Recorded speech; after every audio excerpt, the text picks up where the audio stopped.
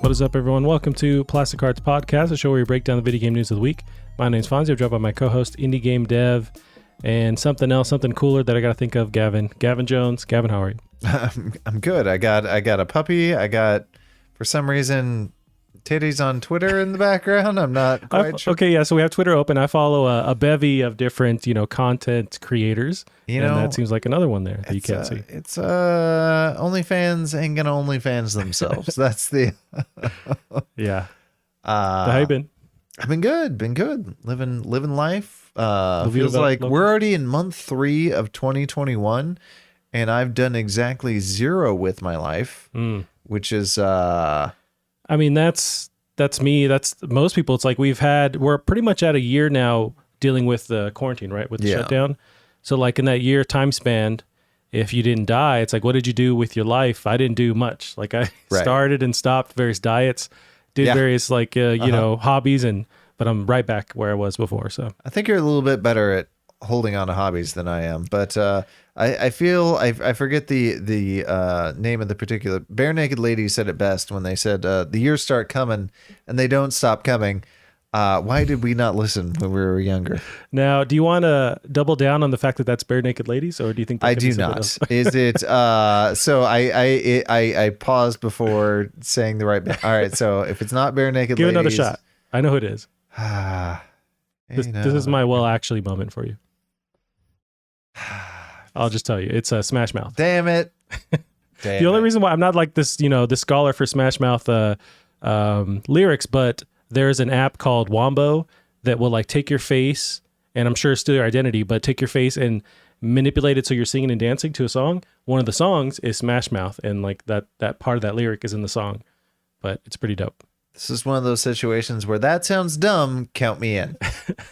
I'll send you the link. It's pretty awesome. You can take any photo and then it just makes it sing and dance, and it's very creepy. Am I wrong in thinking those like lead singers for those bands like both looked identical for that stereotypical like I see 90s? what you're going with, but with Smash Mouth, he's more like Guy Fieri. Were they not both Guy Fieri? They might have been. We never seen in the same room. But Bare Naked Ladies had those. I know the two main dudes. Yeah, they're all very nerdy, and I think they did the theme song for that other nerd show that people love that I kind of fucking hate. The superhero one? No, Big Bang Theory. They do the intro song for that show. Was that them? Yeah. I was thinking of Mystery Men. That was Smash Mouth again. Oh, it was. That's right. So in your world, it wasn't even for that movie, but it got most popular due to Shrek. That's right. Yeah, for sure. Speaking of Shrek, Gavin, what have you been watching? Just more Shrek? I've been watching so much stuff. Finished. We'll come back to WandaVision, but I finally watched a fantastic what's his name movie, Jojo Rabbit. Oh, you watched it, which was good. I heard somebody say it was predictable. I would kind of agree with that.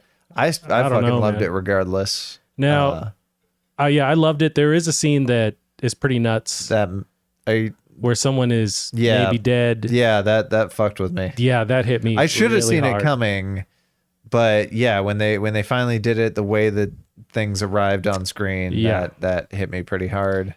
You know what? There is the not Oscars, but the Oscars. I think the actual winners have been announced recently, and I know Taika Waititi won for Jojo Rabbit. I'm not sure if it's directing or what have you, but yeah. I think I feel like he did. Honestly, like there's a dinner scene with Jojo and his mom that just like I think is absolutely adorable. Her Scarlett Johansson's character is so very strange in this film, but she has a couple of moments that are really great. Or the who's the other one-eyed Nazi guy?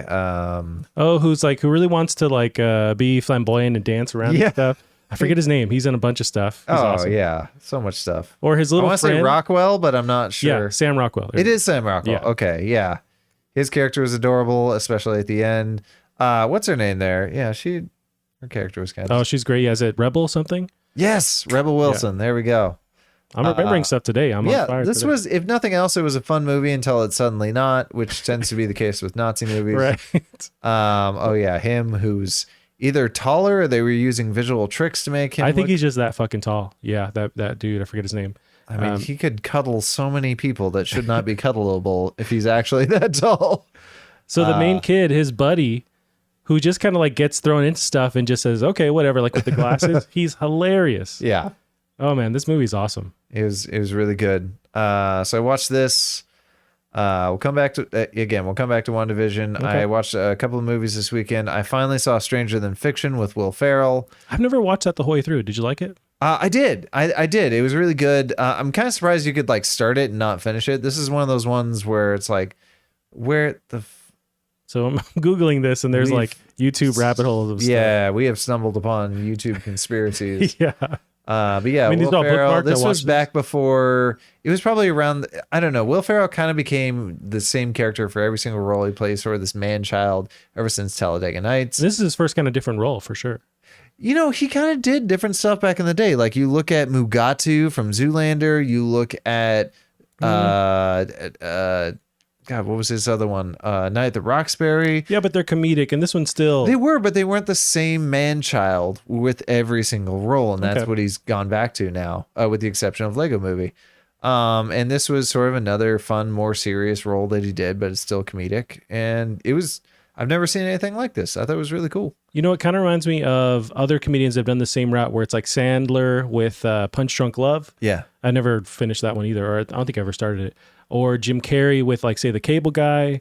Like, eventually they branch off and do something that's a bit more different, more serious, and they usually nail it when they're comedians. What's the one Carrey did with, like, Something Moon or Rocket? Shoot. I know what you're talking about. It's one of my favorite movies, and I'm blanking. He's the guy from Taxi? The guy from Taxi. I think that's the one. You're talking about, he does a biopic of McLaughlin, or what's the performance artist guy? It's not Kyle McLaughlin. Well, I feel like Carrey went performance art because he got, like, he talked about later. I think there's a documentary about how he got locked into that role. Yeah, watch that doc actually. Yeah, it was dope, but you can't tell is the doc also like parroting stuff or what really happened. Yeah. It seemed kind of vague, but it's really cool. And yeah, it seems like he really took it, you know, super performance, not performance mode, but what's that where you're method acting? He took it that route. Method acting. He went super hard into that. I also watched a movie that I saw got terrible reviews, but Happy Time Murders. Oh, that's recent, right? It's recent-ish, and it just got absolutely destroyed in the reviews. Is it Happy Time or Town? Happy Time Murders. And there's puppets, right? Yeah. It's a puppet movie with McCarthy. I forget her first name. Yeah, Jenna McCarthy. Jenna McCarthy. Destroying the reviews. I thought it was funny. I thought it was, honest to God, like, I wasn't mad at it. I thought it was decent. And then so it was good. And then this other movie called The Heartbreak Kid, which don't even look up this trailer. I know what you're talking about. Yeah. Have you seen this movie? I watched bits and parts of it years ago. It's with Brandon, what's his name? Starts with a B. I can't remember. Ben Stiller. Brad Paisley. Ben Stiller. Yeah. Yeah. It seemed more like a rom-com kind of thing. Yeah, like back in the 90s or no, it was 2007 when it happened. Back when we graduated. Yeah. It would have been like funny, but like it aged so poorly. I was probably 2/3 of the way through the movie waiting for the plot to happen. Yeah. Yeah. So I movied all over. All over. Yeah. So what about you? Been watching any movies? Did you catch up on the Israel fight? No, there wasn't really a fight to watch. I think there was like a UFC ESPN one, but I was knee deep into this Billie Eilish documentary. Have you heard anything about that? It's on. Can you imagine not even being 20 and having a documentary about you? That's the thing. Yeah, she's super young but super talented. The doc is awesome. So it's on. Here's the tough part. It's on Apple, whatever their Apple streaming service is, which I don't know who has, but I paid the $5 to get it for a month, and the doc is well worth that. It follows her career and just the stuff that she had to go through, but mostly like how they were kind of, it's her and her brother writing everything and producing in their bedroom basically. And it's just really dope. And they follow. Leelu, this is a mistake bringing you. Worth a try. Yeah, it's just following her, like her rise and the stuff they had to go through. It's just really good. She also has this, I wouldn't close the door all the way just so she can come back. She will claw out the door. Okay. There you go.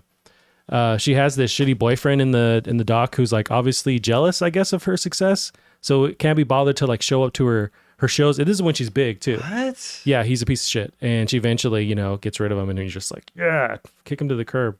But it's just a really good doc and it makes you tear up. You feel for her, like, and I'm a fan. I was already a fan before, but now I'm just like 100% getting her shirts and going to be at the next concert. So I will say it makes me very happy. The biggest complaint I've heard about her is that she's very overplayed, and I don't listen to. Jesus. I was trying to adjust it. You can have it follow you as you go. There you go. I don't really listen to the radio. These are high quality. I don't really listen to the radio, so if you're overplayed, no one does. I won't hear you. But it was weird this weekend. I was listening to radio driving around Tri-Cities, and she was on 100% of the time. Yeah. So I get why people would be frustrated. But her music's dope. It's dope and it's weird, and that's one thing that caught my interest is that it's weird, and she's also not. So there's other artists that are like younger doing their thing where they're more I guess they're just like more sexualized, which if that's your thing, that's cool. But say like Ariana Grande, that's her whole thing, which is okay, that's fine. But with Billie, she even talks about it a little bit. Does she? What does she say? And some of her, like, I remember there's like one of the like bridges to the song is about like Bruce Marks on her knees for you and something like that. Yeah, I mean that's the thing. She's like Billie, or are you talking about Ariana Grande? Billie. Yeah. Oh, okay. Well, I don't know, but at least with how she presents herself, like on stage, Billie's wearing a bunch of like baggy clothes and just kind of bucking the trends of I have to be, like everything showing skin and all that, which is fine if you want to do that. But I mean, like that's part of like the growing up experience. Is these weird, shitty, yeah. But I like that she's just a different kind of pop star visually compared to the other female ones. So I wish she was around like when I was a teenager. I think as I vibe with her music now, I think I really would have vibed with it. Yeah, it's very emo and moody and still like danceable and stuff. It's dope. Exactly. We watched another thing. If you can have this follow, you can just I hate to be an asshole about it. It might break on you just like it recently did. But we watched. I'm gonna be that guy on the radio show. Yeah, please don't do that, guy. Jesus. We watched a lot of streamers that do that. It drives me nuts. Oh sure, but they might have like actual mics that can move and not made out of tinfoil. Yeah, the stands are probably more than they're $10 Amazon stands. But we watched another dope movie. It was with Adam Driver, another dude, forget his name, but Black Klansman. I want to watch that. It's worth it for sure. It's really dope. What'd you watch it on?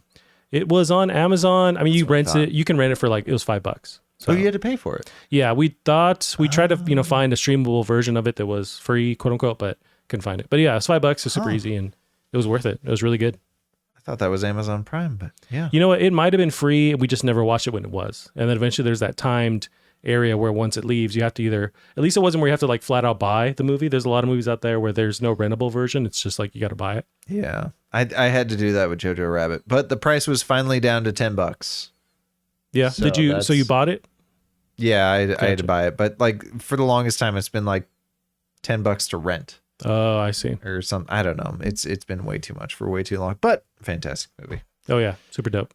But as far as like you mentioned WandaVision. Let's circle back to WandaVision. Yes. Spoilers for WandaVision in 3, 2, 1. Sorry. It's been 2 weeks now with the season finale, so I think we're safe. But how did you feel about the whole show, but also them ending it, that conclusion? What'd you think? I really appreciated that. I think the final fight scene, and it was a fight scene for most of the finale, but the fact that there's basically not been a single fight scene the entire show made the fight scene in the finale that much more potent. I liked it. I was very happy with it. I was too. I'm nervous to see what they're going to do with her character next. Yeah, because they don't really set her up to be like, okay, now she's the villain or watch out for her. But yeah, they kind of do that. Vague. You're right. Yeah. I think it could go either way with how she interprets her new powers or like the powers that she has access to now. Yeah. It could go either way. But I think even if she is the next big bad in the whatever movie, because apparently she's going to be with Doctor Strange in the next Doctor Strange. If she's maybe the main thing they have to fight, I could see them also speaking to her, her humanity and like bringing her back. But she might, be a villain for a little bit. Yeah. I think the other question is she actually a witch? Because that's sort of what this show is saying. Sure. That she's a witch and her name is Scarlet Witch. So she must be. And I don't know very much about like the actual lore with her character in the comics. Yeah. But yeah, magic is a thing. people have access to it.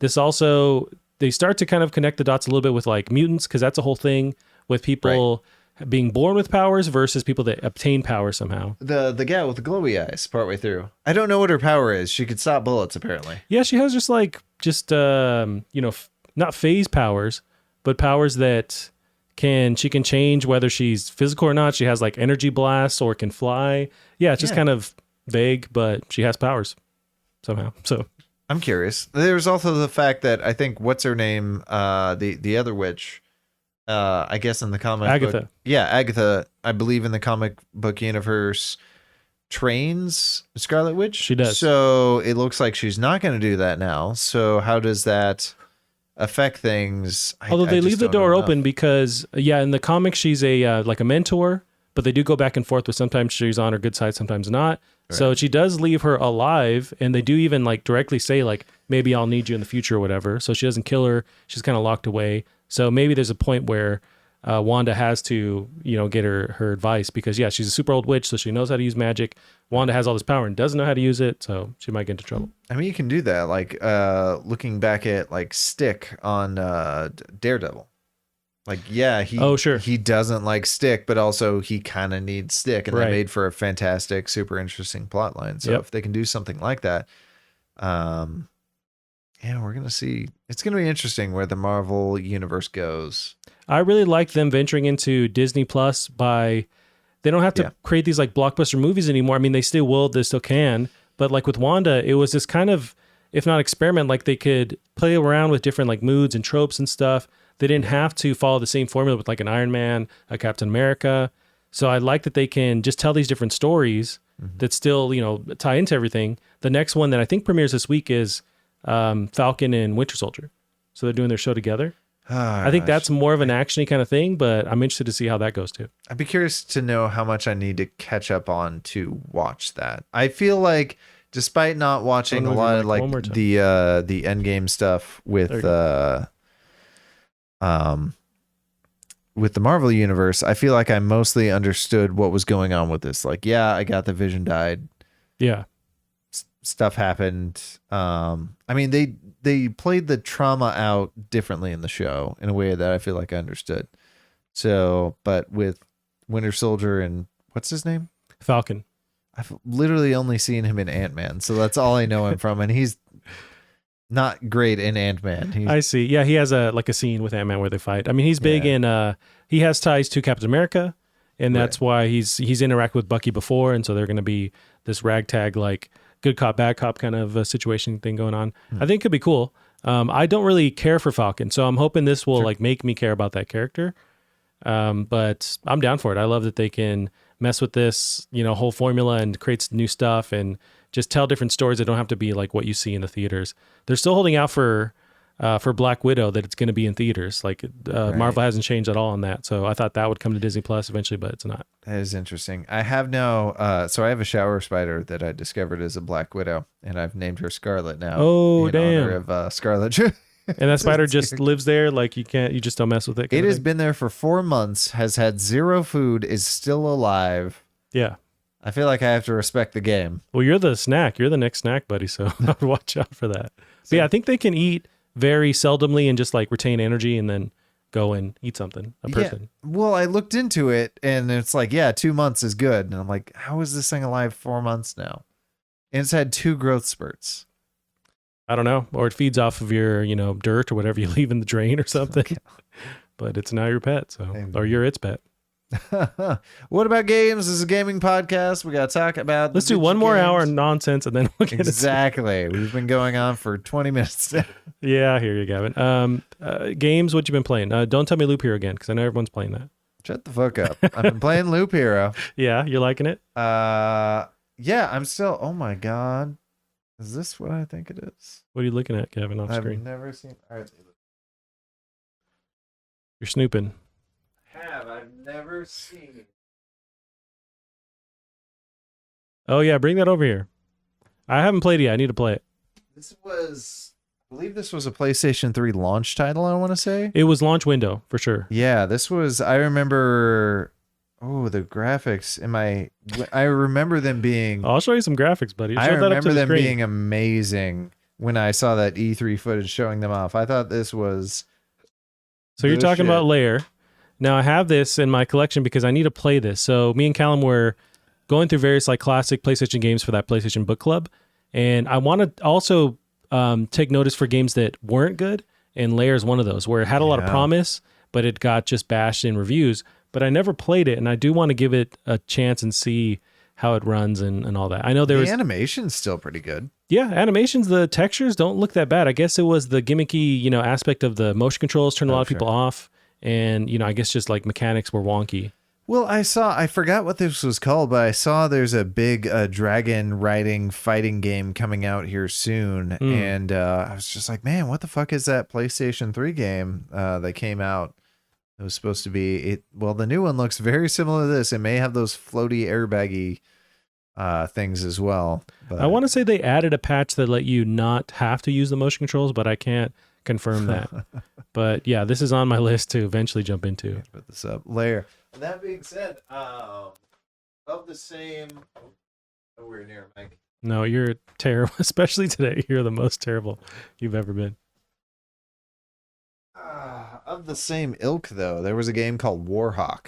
Oh, yeah. Those got pretty good reviews. It was like what this should have been, because Warhawk had both regular controls plus motion controls, which between the two, man, you're like a fucking dancer in the sky. Yeah. You had so much control. It controlled brilliantly. It also had like 3D clouds, which seems like it wouldn't be that big a deal, but God, they looked great. I know it had a huge online community, so it was a big deal when they eventually turned off the servers. Like, I don't even think there were that many players per side, but it just felt like big battles. Then they eventually came out with Starhawk. That was the one that I think didn't do it for people, right? It could have been, yeah. But even this honestly looks better than Lair.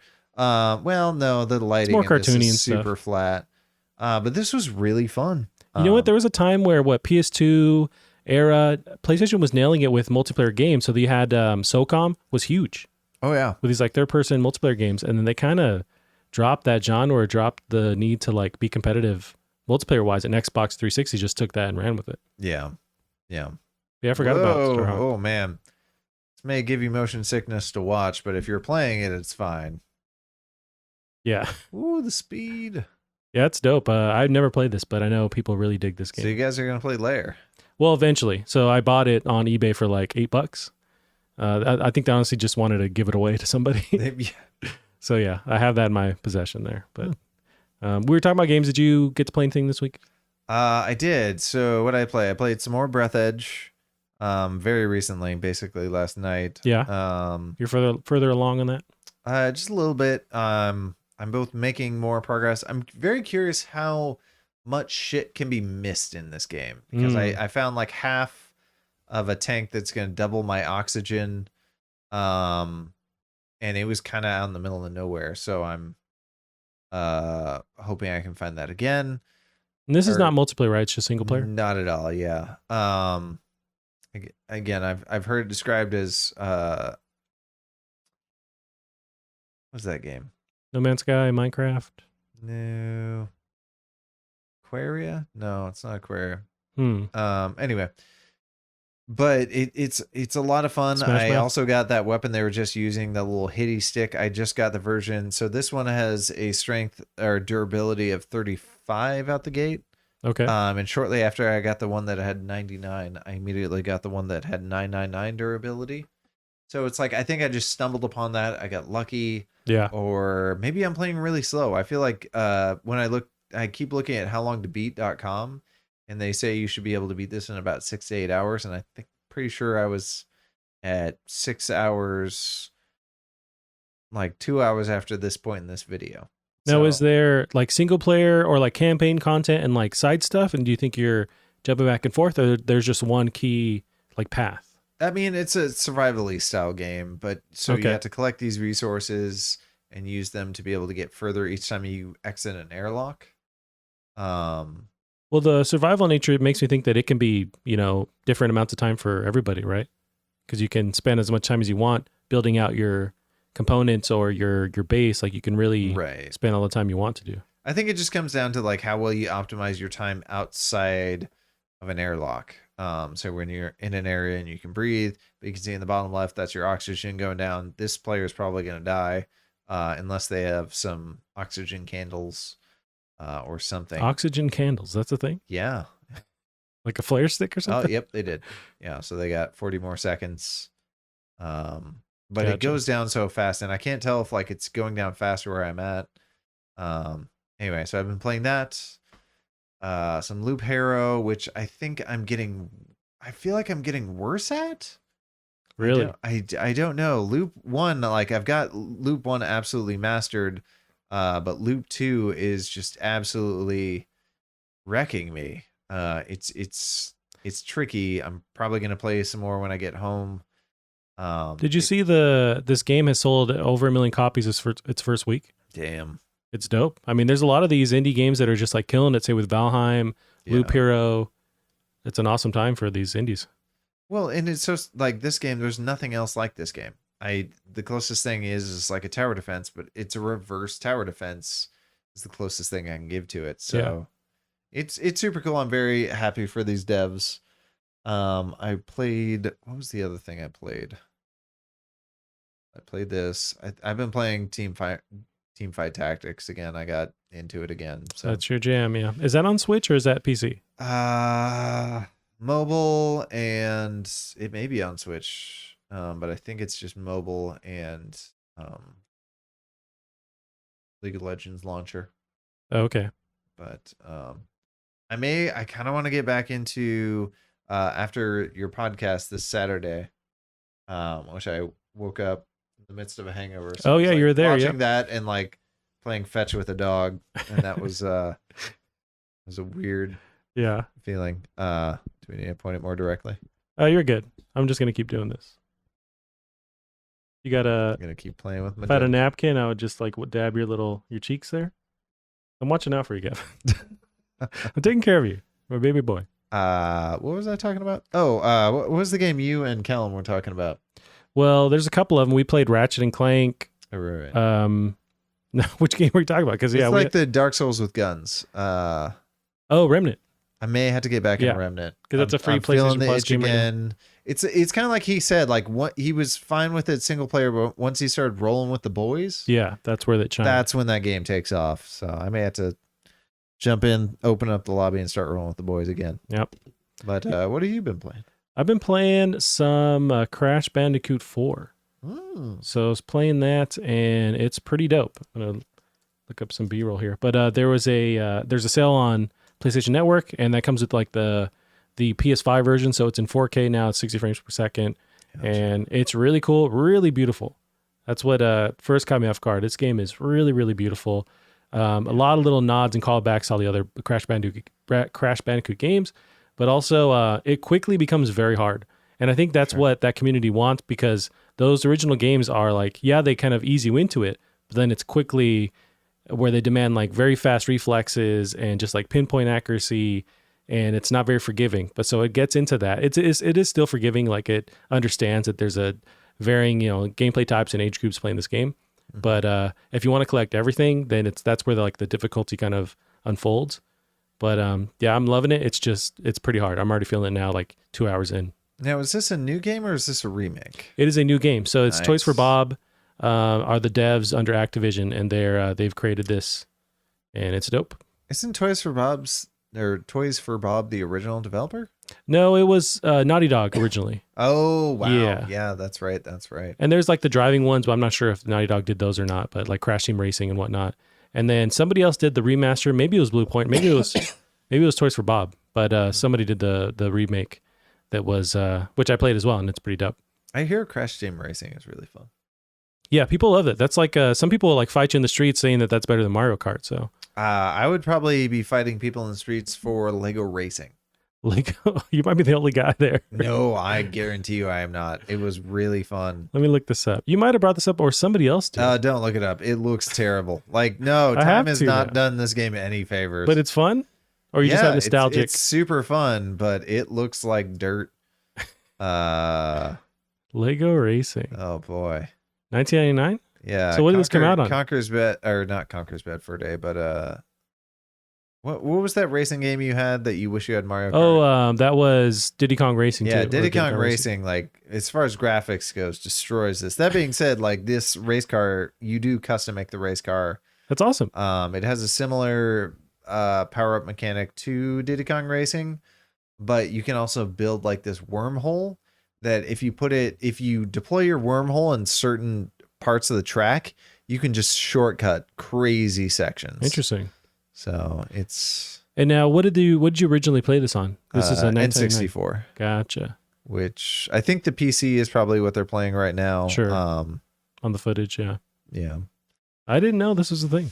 I like that you can build your own racer. It reminds me of Crash Bandicoot. Is it something tools or some? I forget the name of it, but that was a game where you could. It was focused on like building your vehicles. I don't know if there's so much racing, but I know that was a part of it. But that was like years later. Oh, really? Yeah. What do you think when you were a kid or younger? What was your favorite kart racer? I didn't like kart racers. Really? Yeah, I didn't care for them. I think that I was more of a platformer fan, and so the kart racers just never called out to me. Like, say, I think I played Super Mario or Mario Kart on Super Nintendo. Was it just Mario Kart? I want to say.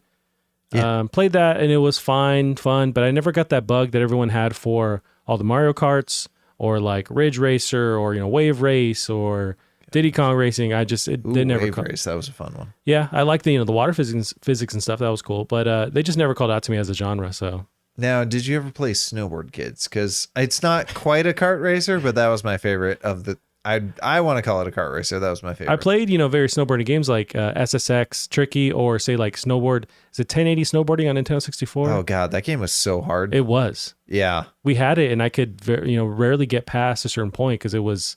I don't know if it was just the controls or what. I was just a terrible kid, but it was hard. I think it was the least forgiving in terms of like landing your snowboard after a trick. Is it 1080 racing? That can't be it, but it's like snowboarding, right? Well, it's definitely 1080. Yeah, 1080 snowboarding, maybe? Yeah. I'm going to look up. It also had, I remember as... 1080 snowboarding, yeah. It shared a character between this and... Actually, these graphics are... Regardless of whether this is being emulated, these graphics are better than I remember. Like, the fog's not too far out there. It's not bad. Yeah, one of the characters is shared between this and... was it Wave Race? Oh, okay. Yeah. It almost has the same like facial stuff as Bond too on 64. Oh god. I wonder who the dev is on this. But yeah, I had this. At one point when I got a 64, it was like it wasn't secondhand, but my mom knew someone that fell off the back of a truck, so we got a Nintendo 64 and then like 5 games at once. And I just didn't ask any questions, but none of them were the game I wanted. I wanted Mario 64. We got this one, we got Diddy Kong and something else. Eventually we got WWE, I want to say WrestleMania. And I was in love. Man, those games, you would be playing one match for like 2 hours. You could, yeah. They were so dope. I remember first getting it and like making my parents sit in the living room and watch me play because I was just like, you got to see this. It's nuts. We were all like as a family fans of wrestling in general too, so they entertained it. But Leelu, did you fart? She likes to fart, so that might have been her. And they're terrible. So that is. Good luck, because you're right in the blast zone. So I feel sorry for Kevin. Yeah, and I have to blame her because throughout we've done over we have done over 100 episodes of this show, and I've never smelt this. Yeah, closed in a room with you. I can keep my butthole pretty tight around you unless I don't have to. But yeah, like I'm never really farting around you. It's Leelu for sure, and she doesn't give 2 shits who's around. I like blow off my drink just to make sure there's no fart around it. Yeah, she does that classic dog thing where she didn't know she farted, so she'll look at her butt like, "What the hell just happened?" And they're terrible. Megan, is that the Rock? That's the Rock. Was his eyebrow permanently raised? Oh yeah. Oh, these were great, man. Oh, yeah. They never. I think this was like the peak of the quality, honestly, because like they kept making them, obviously. Sadly. But they tried to implement like the realistic physics, and it just made it so everything was just buggy and wonky. I just never understood. Did you just punch him in the dick? You did. I never understood. They have these bars down in the HUD. You can't see it on the left. You can see it on the right. Yeah. And I don't know what these bars mean to save my life. I never knew. Now I forget, but it had to do with like how if you have momentum, like with either blocking or like striking that opponent, you build it up and eventually you can do your special. And that means like they'll be on the ground for longer, which lets you actually pin them and do your special. Oh, gotcha. And then after this, they implemented like grabbing chairs and tables from like under the ring, or eventually like leaving the ring. That was a huge step where you can go like backstage. Yeah, I remember that. You'd be piling like all the baseball bats like wrapped in barbed wire. Yeah. Yeah. These games are classic. And then you can also customize your characters. That was a big deal because this was back before WCW was implemented, because I think eventually WWF at the time bought WCW. So because they're separate, you could customize your character, create a character rather, so you could just create all the WCW characters and have a full roster. Wow. And they also like they would have the same taunts from those WCW characters. So it's like the devs knew, it's like, hey, these nerds are just going to create these characters. Let's just put all the basic stuff you need to make like a WCW character in the game so you could make everybody. Wow. Yeah, these games are classic, burned into my brain. That's sneaky. That's sneaky. Yeah. But again, 2 hours. You'd be playing for 2 hours. You could, it depends. I never knew how to win. Yeah, eventually they had like campaign modes and like story modes and stuff. And fucking eyebrow. Yeah, it's just like they, photographed his face and then just crudely put it on there. Yeah, that's... How did we... Oh, kart racers. That's how somehow we I know there's Callum always tells me he's a big fan of this kart racing game that is with the WWE. It's like a WWF kart racing game that he swears is like one of the best ones ever. What? But I forget what it's called. Oh my God. Yeah. But Gavin, we got some news we can jump into. We do.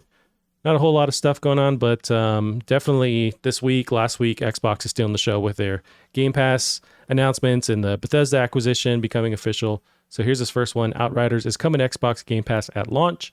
This is Adam Bankhurst of IGN. Xbox has confirmed that Outriders will join Xbox Game Pass for console and Android devices via Xbox Cloud Gaming on its launch day. It doesn't appear to be coming to Game Pass for PC, however. After teasing an announcement... What the fuck? Maybe it's a timed thing, but they haven't announced that. Yeah.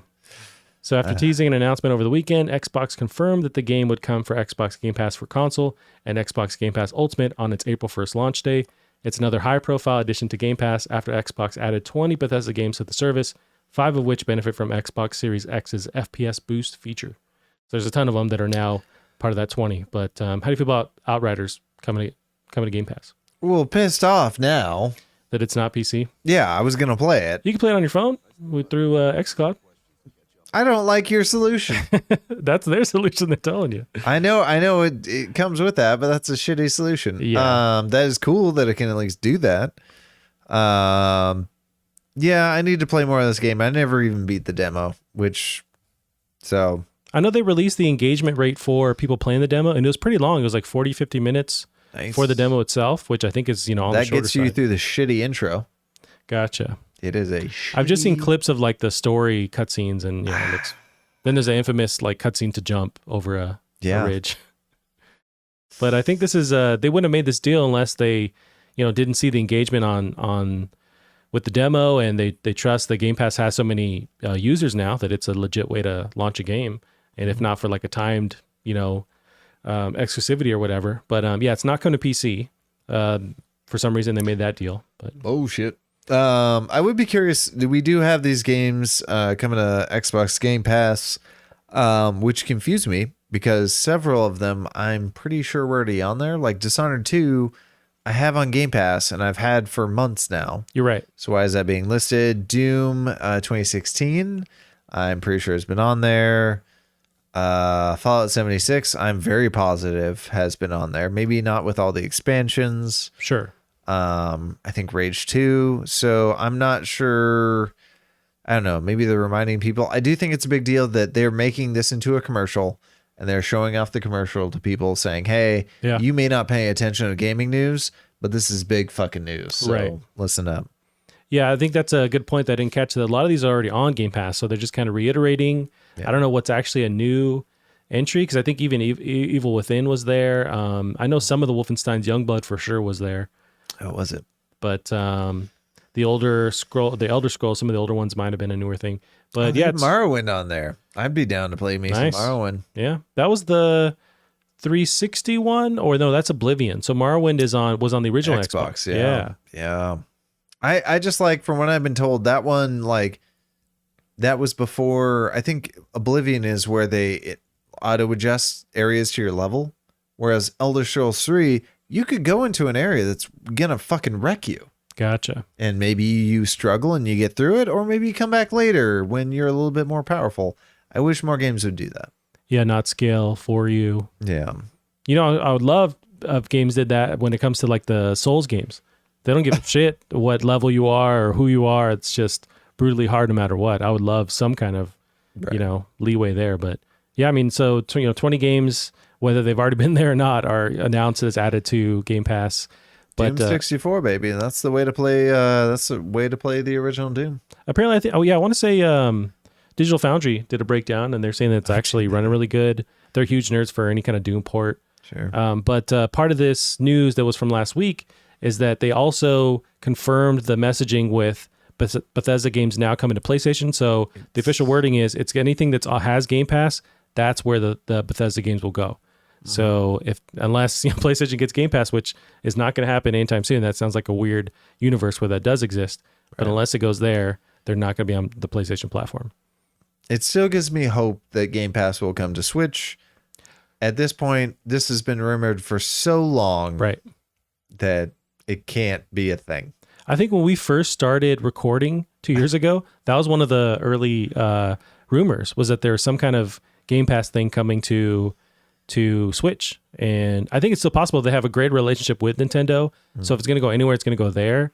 I think they need to make that happen maybe this year. That's a big announcement they can get. Yeah. But so I mean, as far as PlayStation owners go, players, there's some that are salty online, but I don't fall in that camp, because even though I'm a PlayStation, like primarily a PlayStation user, I want Xbox to play this game where they're more competitive with exclusives. That's what Sony's been doing for the past 10, 15 years, and they've been killing it. So I want Xbox, and I'm happy now that they're doing that. They're giving you a reason to buy an Xbox, and now this is that reason.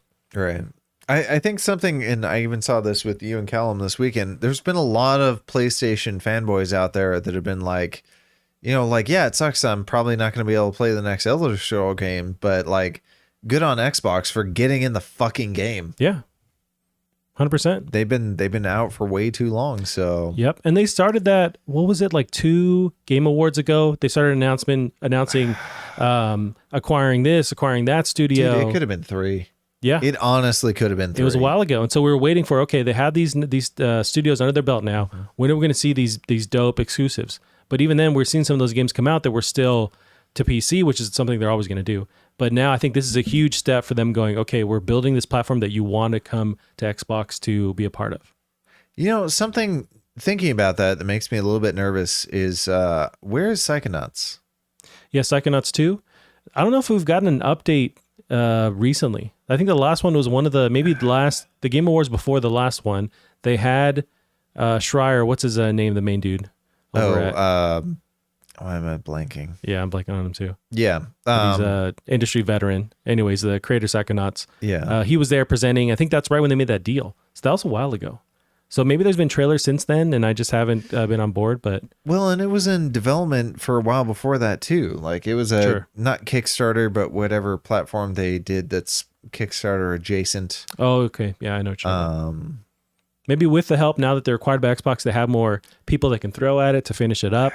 But unless they kind of come out of nowhere with a 2021 release date, maybe that's 2022 or end of 2021. But I have to imagine that's somewhat close to being a real thing, because they've had a while to work on that. Tim Schafer. There we go. Tim Schafer. I'm worried it's been in the kitchen too long. It's been in the oven too long. Maybe. There's also Ninja Theory's Helga. No, what's the Hellblade? There we go. Oh, that was the first time when they bought them. That's a weird one. And they kicked off the Series X announcement by showing that footage, quote unquote, from the new Hellblade. And so when do we see that? I know they're working on Project Mara, which is that mental health game that they're playing with, but that's like a side thing. So when do we see some Hellblade? But even then, at least they have all the entire teams of Bethesda to kind of add some padding for this next year before these like big juggernauts start to come out. And then at the end of 2021, we have Halo, which is going to be huge. Oof. That's It's gonna be nuts. I mean, it sounds like they seem like they're pretty dead set on getting that out this year. I think so. And that's one thing. I want to say it's one of our stories here. Yeah. We can jump to the next two. But the dev team is super transparent and letting the community know, like, here's what we're working on. Here's how the game is panning out.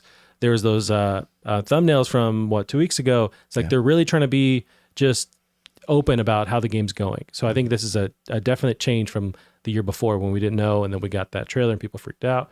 But speaking of Halo, so we got Halo Infinite will not feature the iconic dual wield mechanic or playable Elite. So this is from Destructoid here as the story. Halo Infinite, thankfully, is getting more time in the oven. So what's the latest? An expectation check. 343 confirms that there will be no playable elites in the game. Quote, we're not currently planning on adding playable elites and no dual wielding. Currently, no, that's not in the cards right now. Yet the open world will focus around a night-day cycle as well as weather system ups and downs. So they're revealing more about the, the night-day cycle affecting gameplay, no elites, and then also no dual wielding. Is this, does this make you not care at all? I think that's fine because they're trying to get back to like bare bones Halo combat, it seems like. Sure. I mean, I would hope no dual wielding would make balancing a little bit easier. That being said, playing like some Halo 2 and 3 recently, the dual wielding was fun. Yeah. Like, it's a legit option, but also, I mean, single wielding those weapons wasn't really an option. Yeah, with like the needler and stuff. Yeah. There's certain weapons that I just wouldn't pick up because, or you have to like kind of master them because you probably could be a surgeon with a needler, but it just wasn't something people did. Yeah. And these weapons usually came in pairs of twos, at least in multiplayer. So, yeah, I'm not upset about it. It's a little too bad because it was just cool. Right. Cool is fine. I can like a feature because it was fucking cool. But no playable elites. I don't care one way or another, but they were cool in 2. They were cool. I think if they do really focus on Master Chief, and I think all in all, they're trying to bring everything back to what made Halo 1 special. Yeah. And so by getting rid of some of these features that they've added along the years, just by trying to calibrate the combat and just figure out why people loved Halo Combat Evolved and just really focus on that while adding these new components like the whole open world thing, the night-day cycle, maybe some kind of leveling up feature. I don't think they've talked about that yet, but all games have that now, so you have to imagine something like that. But I'm very happy with like how open they're being about the process, and I'm just way more hopeful with this game coming out in 2021. I think seems like they're going to nail it. They had an extra year to bake this in the oven, so I think something worthwhile is going to come out. I hope it's worth it. I think it's going to be worth it. Give us that Halo, because Halo, I feel like Halo hasn't been Halo in a while. Like there have been multiple times where I play a game and like Apex Legends. I'm like, this is the most fun I've had since Halo in high school. Sure. So if we can bring back that feeling, let's do it. That's a vibe I think that they're putting out. Is they're trying to get back to Halo as well. Yeah. And trying to just really figure out each different components. Like, does this add to the gameplay? Does this change anything? If not, then get rid of it. Let's kind of strip this down, which might make it stand out more in a world where we have Warzone, we have Call of Duty. You mentioned Apex Legends. We have all these games that are having all these different things going on at once, which is fine. But this can kind of create its own path, being something that seems actually way different from all the other shooters that are out right now. Right. It's just, it is sort of weird having this game be so innovative for its time. Yeah. That kind of feels like it's been left in the past, and I really hope they can bring it back. Yeah, same here. Evolve that combat again. Do it. Evolve twice. Evolve 2.3 because 2 already exists. Oh yeah, sure. Alrighty, Gavin. Our next one here is about the Switch. Nintendo reportedly expecting another record year for software with a series of major games. This is Joe Scrabbles of IGN. Nintendo is reportedly expecting to ship 250 million units of software in its next fiscal year, comfortably beating its existing all-time records, thanks to a lineup of mostly unconfirmed blockbuster games. What? Yeah. Per anonymous sources of Bloomberg, Nintendo has briefed some partners and suppliers on its expectations for April 2021 to March 2022, so a full year, and set expectations of shipping 250 million games. April's next month, bud. Yeah, so that's their next fiscal year. They're planning on selling 250 million games. Yeah, so part of that is, so 250 million units is a frankly enormous increase on that new record, and if legitimate, represents huge confidence for Nintendo in its upcoming games. New Pokemon Snap, Mario Golf Super Rush, and Legend of Zelda Skyward Sword HD will all drop in that period, which could represent high sellers, and a large proportion of Monster Hunter Rise's sales will also likely come in the next financial year. And I also throw into the mix that new Zelda, Breath of the Wild. Maybe, I highly doubt it. Maybe this year.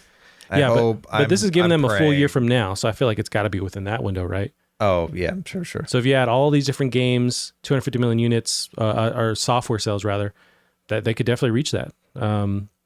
There's a lot that they're going to have for the next year. I want to know more about what we don't know. I want to know so much more. That being said, of that list of games, what has you the most excited? For sure, it's Zelda Breath of the Wild 2. That's not on the list there. But the more I watch like different YouTube playthroughs, I just want to go back and play it. That's why I was like bugging you that one day. It's like I don't need another game to throw into the mix, but I have this huge urge to go back and play Breath of the Wild. Remind me again next time. Yeah, for sure. Skyward Sword, I'll give it a chance at some point, but I'm not going to pay full price for it. It's just, it didn't click with me when it was on Switch or on Wii, so I highly doubt it's going to be magical. Give you the Wii version. Yeah, I might as well just buy that on sale. Pokemon Snap, I mean, it. You can just have it for life. It can be yours. That's the thing. Even then, it's like you're giving it to me, and it's like, I don't know if I want to go through the hassle. But as far as that list goes, Pokemon Snap, that is my jam. I loved Pokemon Snap. So I was going to ask you about that. I have so many fond memories of that game, which literally is 2 hours. My second time playing through it, I beat in 2 hours. Yeah, you can beat it fairly quickly, but I mean, there's a lot of different, like, part of the charm is like finding all the different little things you can play with the environment and how you can get other Pokemon to jump out and react to other ones, and the replaying of it is what makes it fun. And it sucks because that requires so much effort to pack all that into a game. Yeah. And it can be knocked out very quickly, but I hope it's good. That was one of the biggest games of my childhood. I think that was so much fun.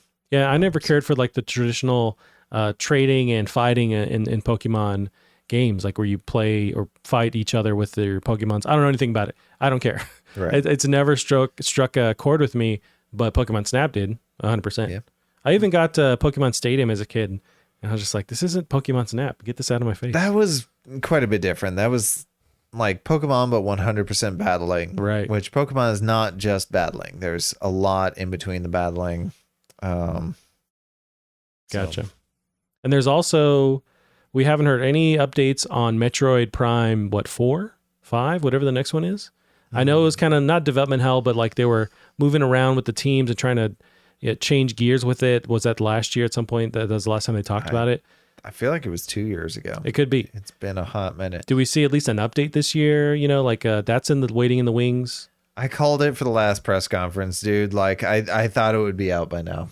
Or not out, but announced. I thought we'd see a lot more by now. So I don't even know. I think if that Switch Pro is legit and if that is coming this year, wait till that's confirmed and maybe put that. That's the thing. Whatever games are coming out, you have to imagine are still gonna be playable on regular Switch and Switch Pro. Yeah. So that's a game that could maybe and Switch Lite. And Switch Lite. Yeah. But with Metroid, that could be a game where it could take advantage of whatever extra hardware boost the Switch Pro will have. So maybe save it for that.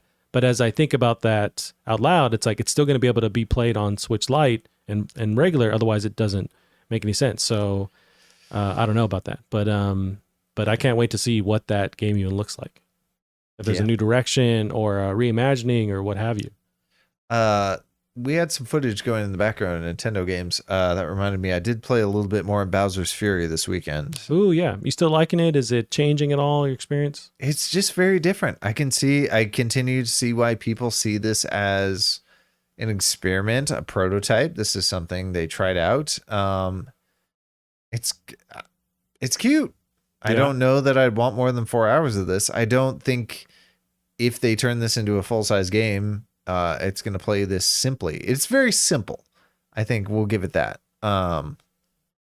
Whereas like Mario Galaxy or what's the newest one, Mario Odyssey, you're chaining together insane amounts of stuff. But it's fun. I like it. It's cute. Gotcha. Yeah, this is on my radar. At some point, I do want to buy this. Mm-hmm.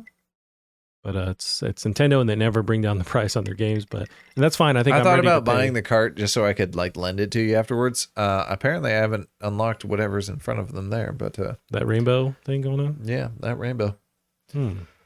So yeah, some very big expectations from Nintendo for this next year. Selling a bunch of Nintendo, units. Microsoft, Sony. What you up to, bud? Right. They probably have some plans that I'm just not aware of. Oh, I'm sure everyone's got their stuff. I can't wait to see what happens this year. Especially like summertime is usually when these, console manufacturers start to announce really dope stuff. So with Sony, with Xbox, I think this spring, summertime is when a lot of these juggernaut announcements are going to come out.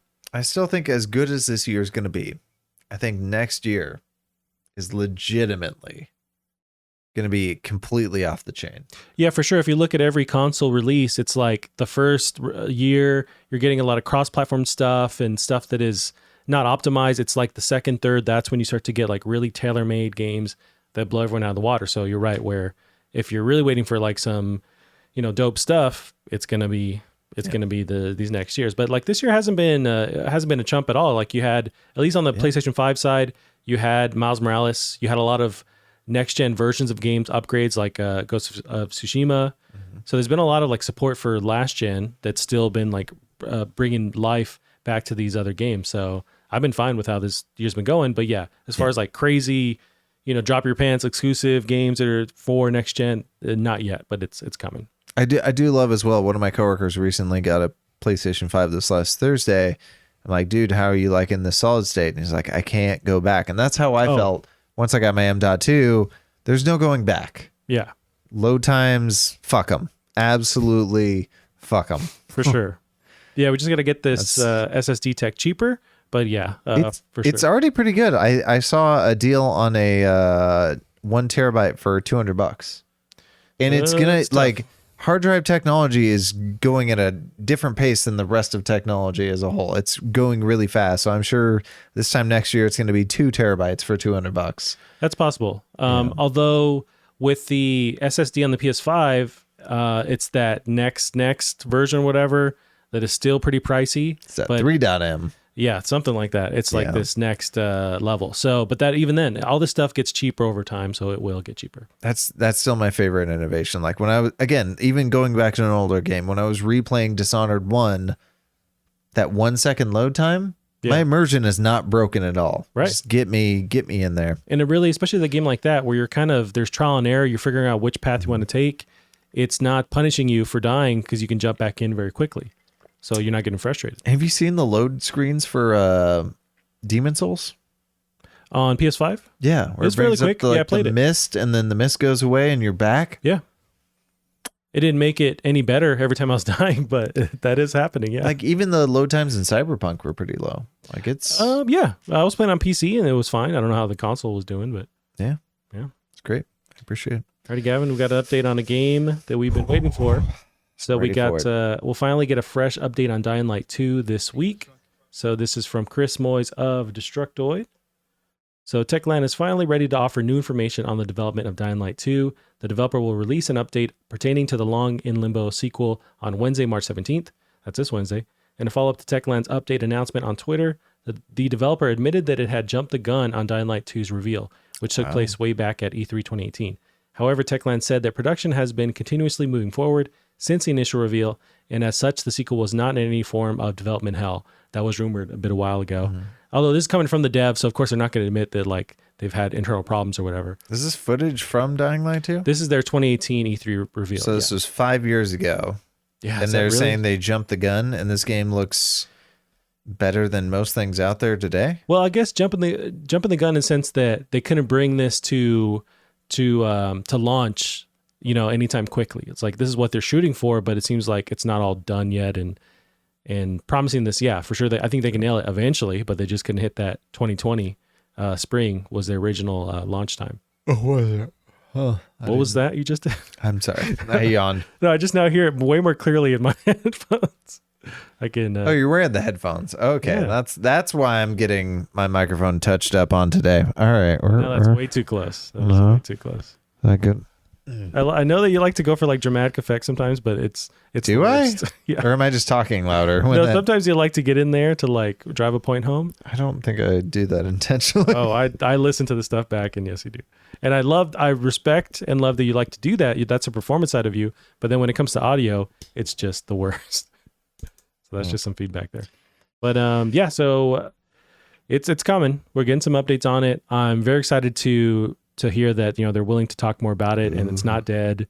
This game looks super ambitious. I'm hoping that if we're going to end up seeing like updated gameplay, that hopefully nothing's been like scaled back. Maybe they have to do that to get this game out. Hopefully they can still provide what they promised on with this footage anyways.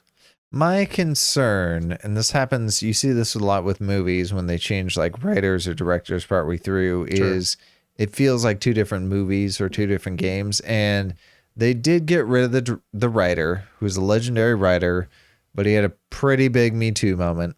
Yes, I pulled that up. Yeah, so that's why he left in June 2020. Right. So hopefully whoever took over can kind of pick up where they left off and make it feel right. So I have hopes. I really want this game to live up to its potential. I will definitely beat this game in anticipation for Dying Light 2. That being said, I remember when I finally upgraded my PC and I could play this game at max settings, and I was left at the first section where you got to run around with the sun is gone. Oh yeah. And I poopied my pants. I poopied. Yeah, it's scary. I poopied the whole room.